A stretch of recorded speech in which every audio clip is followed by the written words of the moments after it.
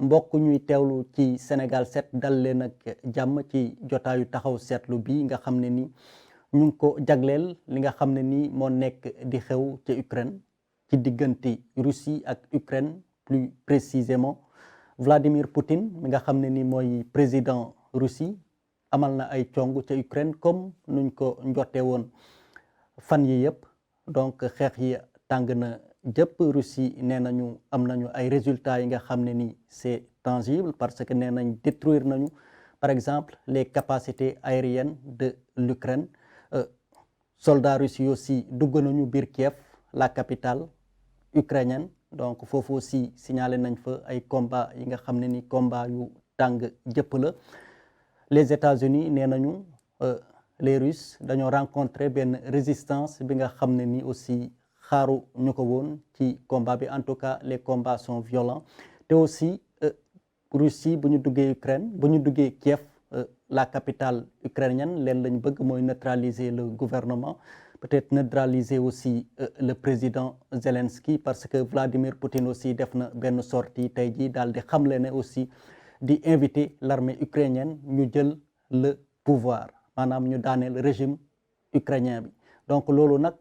day lever un coin du voile ci intention Vladimir Poutine parce que démb rek ñu ngi doon jiixi jaaxa ci lan la nar exactement est-ce que dafa bëgg a dugg renverser le régime installé wu wala dafa jël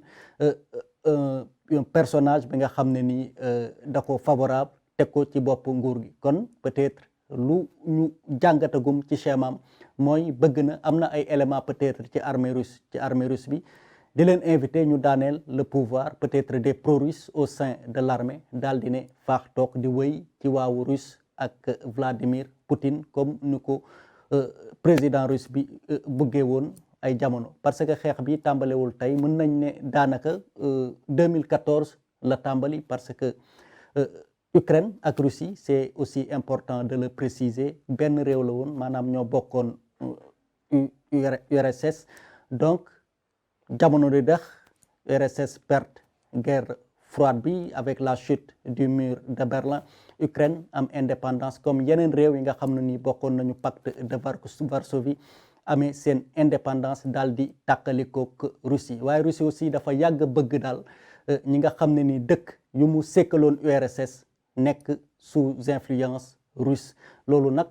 mënatul woon nekk daanaka mu doon li nga xam ne ni lu naqari Poutine la parce que réew yooyu ñi ci bëri dañoo rapproché wu ak le monde occidental te ku ne le monde occidental wax l'ennemi éternel mën nañ ko wax de la Russie loolu aussi naqari bu baax a baax Poutine en 2014 nag en Ukraine dafa amoon benn gouvernement pro-russe bu fa nekkoon donc doon peut-être wéy mën nañ ko wax ci waawu Vladimir Poutine ak ci waawu Russie waaye mu am fa benn révolution bi bu mu amee nag ñu daaneel régime boobu régime pro-russe bi mais ay pro-occidentaux ñëw ci nguur gi loolu aussi naqari Poutine en 2014 dès 2014 bu révolution boobu amee mu jël parti bu ñuy wax Crimée bokkoon ci Ukraine mu jël ko taf ko ci Russie waaye aussi organiser benn rébellion dans l'est maanaam le Donbass maanaam ci partie est Ukraine mu organiser fa benn rébellion am ay séparatistes pro-russes yi nga xam ne ni dañoo jël seen arme ne dañoo bëgg seen indépendance donc Russie daan leen jàppale bu baax a baax ci wàllu ngànnaay donc bërki démb rek sax le Vladimir Poutine mi nga xam ne ni ñëpp xam nañ ne da leen di soutenir ne daal reconnaître na indépendance su Donbass boobu mu ngi waajal aussi lii am donc Vladimir Poutine lu tax mu agiré nii mën nañu jàpp ne dafa njort bu baax ne Ukraine dafa bëgg a dugg ci OTAN OTAN mooy lan mën nañ ne mooy armée monde occidental bi te monde occidental bi je l'ai dit tout à l'heure ennemi lañu ci Russie donc Poutine dès novembre commencé na regrouper ay troupes am à la frontière aux frontières ukrainiennes donc commencé regrouper ay troupes am donc occidentaux yi bu ñu waxee mu laaj leen ay garanties ne leen je veux des garanties claires maanaam ay garanties yu wóor ne daal Ukraine bi doo leen ko jël tabbil ko ci OTAN parce que ñi fi nekk ay pro occidental lañu te aussi bëgg nañu ñoom waa Ukraine dugg ci OTAN wax nañ ko ñëpp xam ko donc yéen a ci des ay garantie laa bëgg, peut-être ay papier yu ñu signé yu leer, maanaam won ma ne Ukraine bi doo leen ko dugal ci seen armée boobu nga xam ne nii suñuy noon lañu, te Ukraine dañoo sës rëkk te bëgguñu aussi suñuy ennemi sës ñu rëkk. Donc mu laaj ay garantie aussi, peut-être mun nañ ne les États-Unis, le monde occidental doyadil ko, maanaam c'est pas à l'ordre du jour et tout. Donc Poutine nag dafa xam gars yi, dafa xam ñu ko sekkal aussi, mën nañ ko wax, parce que aussi moom fekkee na URSS, fekkee na les coups bas yenn yi demee noonu. Donc mu ne leen nag seen kàddu peut-être doyuma, parce que en 1990 da ngeen ñoo waxoon ne réew yi nga xam ne ni ñoo bokkoon URSS duñu mës a dugg OTAN en 1990, mais 9 ans lañ ci teg, en 1999 ñeenti réew ngeen dugal ko ci. Tey entre 1990 et 2020 14 pays yi nga xam ne ni ñu ngi bokkoon URSS ñu ngi tey biir OTAN, te réew yooyu dañoo wër Russie, même bu dee amuñu frontière immédiate dañoo wër Russie. te aussi am na ay dispositifs militaires peut-être antimissile yi nga xam ne ni américains yi ñu ngi ko fay fexe, te loolu bu amee aussi day nasaxal capacité offensive Russie. yooyu yëpp doon li nga xam ne ni yàgg na tiital Russie, yàgg na tiital Vladimir Poutine. moo tax tey kon mu agiré ni nga xam ne ni lu mu raison yu mu évoqué pour daal ne moo tax mu déclenché guerre bi mooy dafa bëgg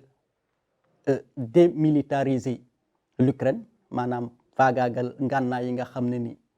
ñoom la yor, waaye aussi dénazifier. boo neen déggee dénazifier maanaam xel day dem ci nazi yi. nazi yi lu ñu doon def mooy ñoom Hitler,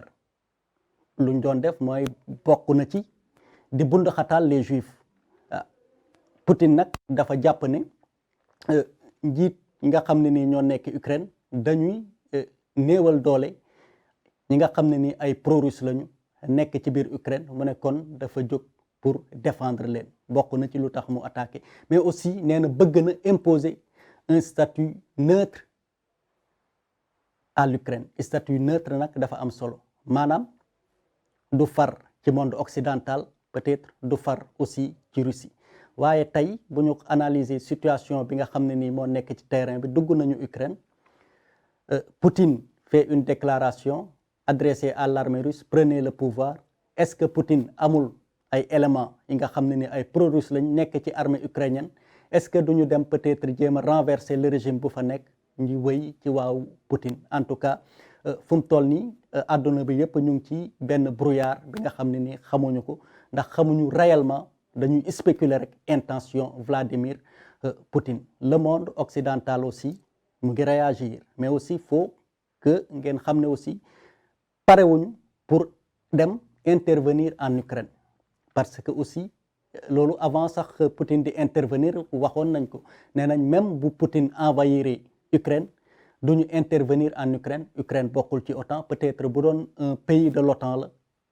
yoon da leen di seen règlement da leen di imposer ñu ñëw jàppale ko, mais Ukraine bokkul ci OTAN. mais nee nañu du ci mën a am, duñu intervenir biir OTAN. te bu ñu intervenir woon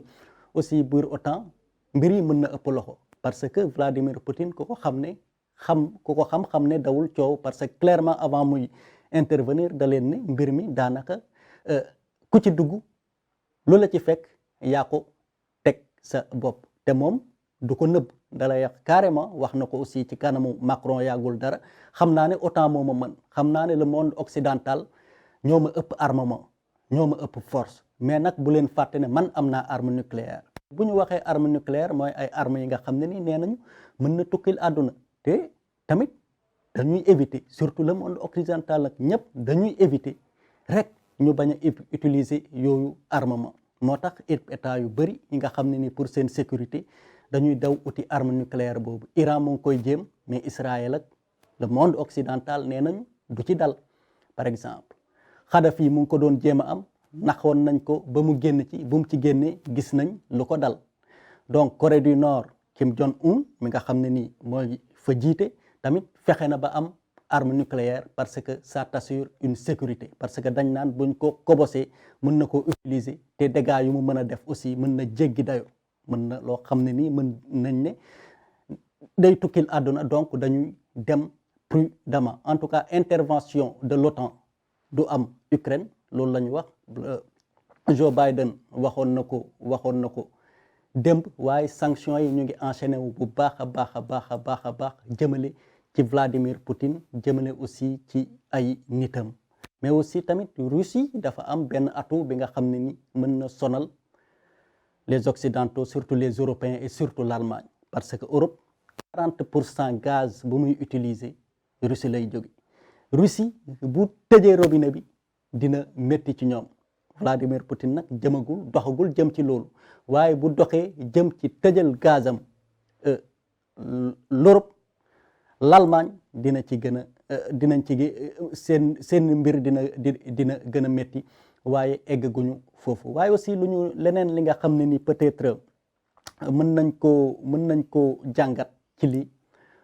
mooy ne le double jeu de l'Occident souvent commencé wul tey parce que Poutine c'est quelqu'un ki nga xam ne ni toujours da leen di mettre devant leur contradiction parce que l'Occident ku ko xam leen ne ñoom dañuy promouvoir yenn valeurs yi valeur de démocratie de droits humains et cetera tey ñu ngi naan Vladimir Poutine c'est un dictateur tey ñu ngi naan Vladimir Poutine day salfaañe ak yelleef doomu aadama mais c'est le même monde occidental mi nga xam ne nii day gëmm par exemple bu Israël di lottal waa Palestine di bombarder ay écoles di bombarder ay hôpitaux di nangu ay suufu jàmbur di toroxal ay nit donc dañuy gëm donc lenn rek la ñuy wax Israël a le droit de se défendre waa Hamas mi nga xam ne ni bànqaas armée la ci Palestine bu ñu réagir ñu ne ay terroristes lañ donc ay contradictions yi nga xam ne nii le monde occidental da koy faral di tàmmal nit ñi donc tey ils sont assez prompts de désigner des sanguinaires alors que de leur côté aussi dafa bëri ay sanguinaires moo tax le monde occidental fu mu toll ni war nañu xoolaat seen bopp parce que ñu ngi bëri ay ennemis quand même parce que boo seetee rek Russie esselewul parce que Iran mu ngi koy jàppale les Chinois aussi ñu ngi leen di jàppale ak ñeneen ay Venezuela ak yeneen dëkk yi nga xam ne ni am nañu solo ci àdduna bi ñun Afrique aussi Sénégal particulièrement buñ ne aussi mbir mi Russie ak Ukraine lay xewee rek ñun suñu yoon nekk ci waaw parce que dañoo nekk ci benn contexte de mondialisation déjà ñu ngi naan la njëgu pétrole bi day yokk ndax guerre bi njëgu pétrole bu yokkoo ñëpp xam nañ ne njëkk yu ñuy dundee produits de première nécessité yu ñuy dundee fii day faral di yokk ñu ngi doon jooy ay njëkk yu yokk donc tey bu pétrole bi yokkee dinañu gën a jooy te aussi blé bi aussi tamit lu ci gën a bëri Russie Ukraine lay jóge ak guerre bi bu ñëwatul aussi xam nañ ne njëgu mburu mi dina gën a yokk mais aussi tamit dans la sous-région ñëpp xam nañu par exemple li nga xam ne ni mu ngi nekk di xew Mali muy une rivalité bi nga xam ne ni dafa Mali ou dans le Sahel une rivalité bi nga xam ne ni dafa opposer la Russie et la France par exemple loolu est-ce que du am ay répercussions ci terrain beeg yi demee noonu parce que li xew nii rek mooy genre guerre froide bi fi amoon opposé l'URSS ak le bloc occidental donc pour daaneel dañuy rek ñaawlu peut-être wala naqarlu li nga xam ne ni aussi mu ngi dal ci civil ya Ukraine parce que d'habitude bu ñu mel ni amee ñoom ñooy payer le plus lourd tribut suñu xel aussi day nekk ci ñoom am nañ fa aussi ay naataango ay étudiants sénégalais nee nañ bëri nañ fa lool ñoom aussi ñu ngi ut ku leen wallu jàppale leen am nañ fa ay joueurs yi nga xam ne ni ku ci mel ni Samba Diallo nekk Dynamo de Kiev et tout ñu ngi fa nekk di évoluer ñu compatriotes yooyu aussi ñu ngi leen di ñaanal jàmm tuuru seen kaw ñu leen di dig daje beneen yoon ci beneen taxaw seetlu